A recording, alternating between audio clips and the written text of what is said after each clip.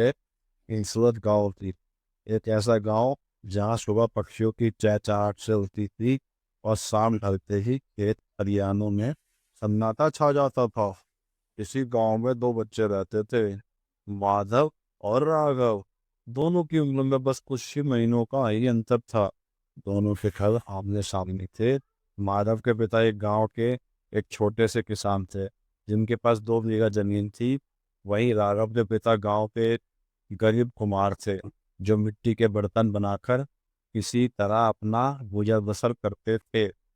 गरीब दोस्तों के घरों की साझा सच्चाई थी, लेकिन माधव और राघव के सपनों पर गरीबी का कोई साया नहीं था। दोनों बचपन के पक्के दोस्त थे। साथ में स्कूल जाना, एक ही थाली में खाना, कंचे खेलना और दोपहर की धूप में नदी किनारे जाकर पढ़ाई करना उनकी दिनचर्या का हिस्सा था। दोनों ही पढ़ने में बहुत तेज और बेहद मेहनती थे। गांव के जर्जर प्राइमरी स्कूल के मास्टर जी अक्सर कहा करते थे, माधव और राघव इस तरह गांव का नाम जरूर रोशन करेंगे। दिन बीतते गए और दोनों ने 10वीं की परीक्षा गांव में जाकर सबसे अच्छे अंकों से पास की। अब आगे की पढ़ाई के लिए उन्हें शहर के कॉलेज जाना था, लेकिन यहीं से किस्मत ने अपना अलग खेल खेलना शुरू कर दिया। रास्तों का अलग होना। 10वीं की परिणाम आने के बाद कुछ दिनों बाद राघव के पिता की अचानक तबीयत बिगड़ गई। इलाज में बचा कुचा पैसा भी खर्च हो गया, लेकिन उन्हें बचाया नहीं जा सका।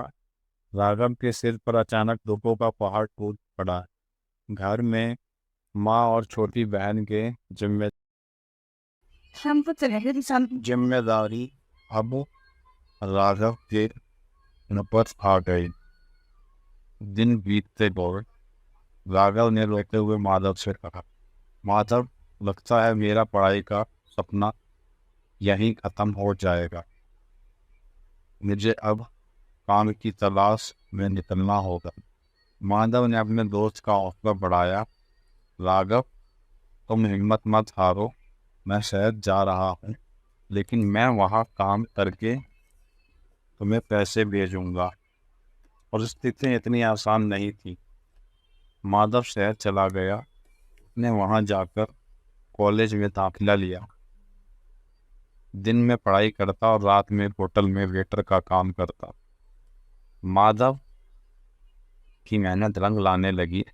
उसने अपनी लगन से वेटर से लेकर एक निजी कंपनी में क्लर्क की नौकरी हासिल की।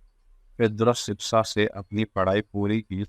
धीरे धीरे सफलता की सीढ़ियां चढ़ता गया। दूसरी ओर राघव गांव में ही रुक गया। उसने अपने पिता के मिट्टी के बर्तन बनाने का काम संभाला। सुबह तड़के उठकर मिट्टी गूंदना, चमक चलाना और शाम को बर्तन बेचने पास की मंडी जाना, यह राघव की रोजमर्रा की जिंदगी बन गई। राघव की मेहनत में कोई कमी नहीं। वह रोज 16-16 घंटे काम करता, लेकिन मिट्टी के बर्तनों की मांग धीरे धीरे घटने लगी थी। प्लास्टिक और स्टील के बर्तनों ने बाजार पर कब्जा कर लिया था। राघव जितनी भी मेहनत करता, उसे अपनी बुनियादी ज़रूरतों को पूरा करने के लिए भी कर्ज लेना पड़ता। धीरे धीरे माधव का शहर में व्यस्त होना और राघव का गांव की उलझनों में फंसना, दोनों के बीच की दूरी बढ़ता गया। शुरू में कभी कभार पत्र आ जाते थे, लेकिन समय के साथ संपर्क पूरी तरह टूट गया। 40-50 साल के बाद नियति का मोड़। समय पंख लगाकर उड़ गया। 5 दशक, 50 साल बीत चुके थे। माधव अब 68 वर्ष का हो चुका था। उसने अपनी कड़ी मेहनत से एक बहुत बड़ा व्यापारिक साम्राज्य खड़ा कर लिया था। शहर के सबसे पॉश इलाके में उसका बहुमंजिला बंगला था, गाड़ियाँ थीं और उसका नाम शहर के बड़े उद्योगपतियों में गिना जाता था। जीवन में हर सुख सुविधा होने के बावजूद ढलती उम्र में माधव को अक्सर अपने गांव, अपनी मिट्टी और अपने बचपन के दोस्त राघव की याद आती थी। दूसरी तरफ राघव भी अब 68 वर्ष का एक वृद्ध हो चुका था। उसकी पीठ झुक गई थी, हाथों में झुर्रियाँ पड़ चुकी थीं और बाल पूरी तरह सफ़ेद हो चुके थे। उसकी गरीबी ने उसका पीछा कभी नहीं छोड़ा। गाँव में सूखा पड़ने और काम धंधा ठप होने के कारण राघव को अपने बेटे के इलाज के सिलसिले में मजबूरी में शहर आना पड़ा। राघव शहर के एक बड़े सरकारी अस्पताल के बाहर बैठा था।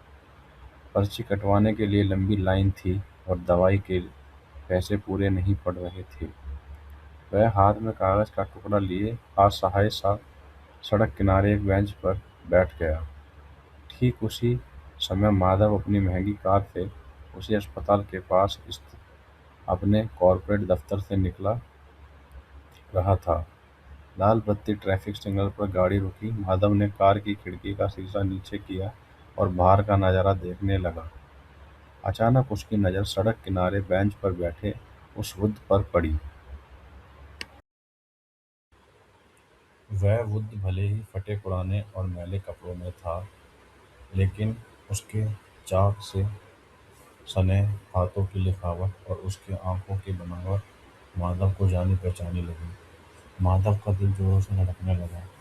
उसने बिना एक पल गंवाए ड्राइवर से कहा, गाड़ी रोकने को कहा और कार से उतर गया। दो दोस्तों का पुनर्मिलन। माधव धीरे धीरे चलकर उस बेंच के पास पहुंचा।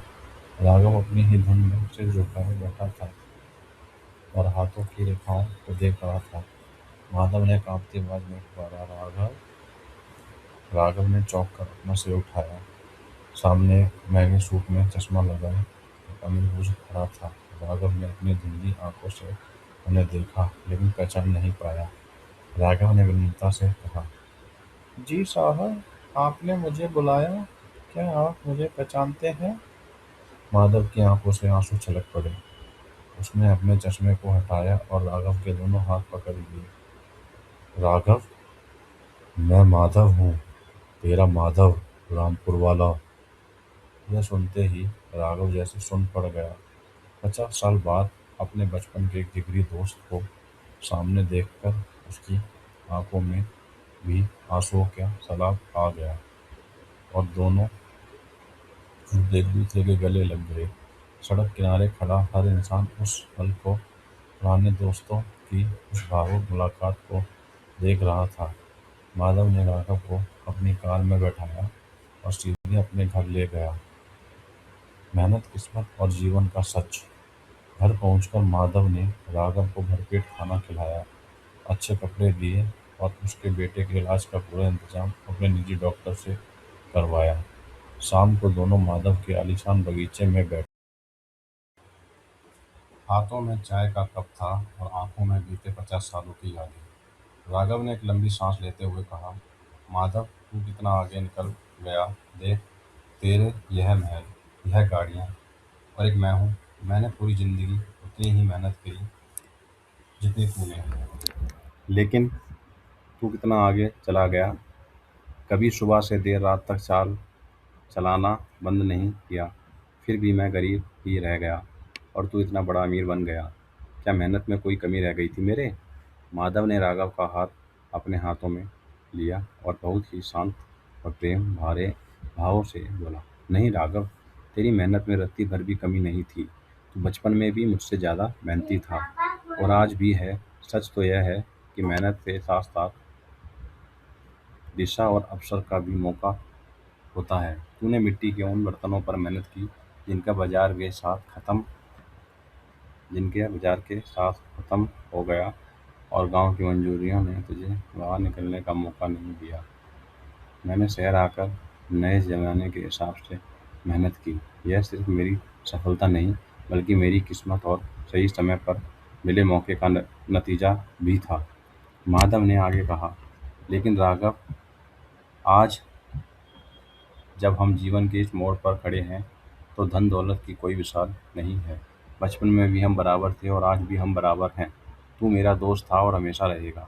माधव ने राघव को गांव वापस जाने नहीं दिया। उसने राघव के बेटे का इलाज करवाया और शहर में ही उसके एक अच्छा कुटीर उद्योग शुरू करवाया, जहां राघव अपनी कला को नए तरीके से शहर के लोगों को सिखाने लगा।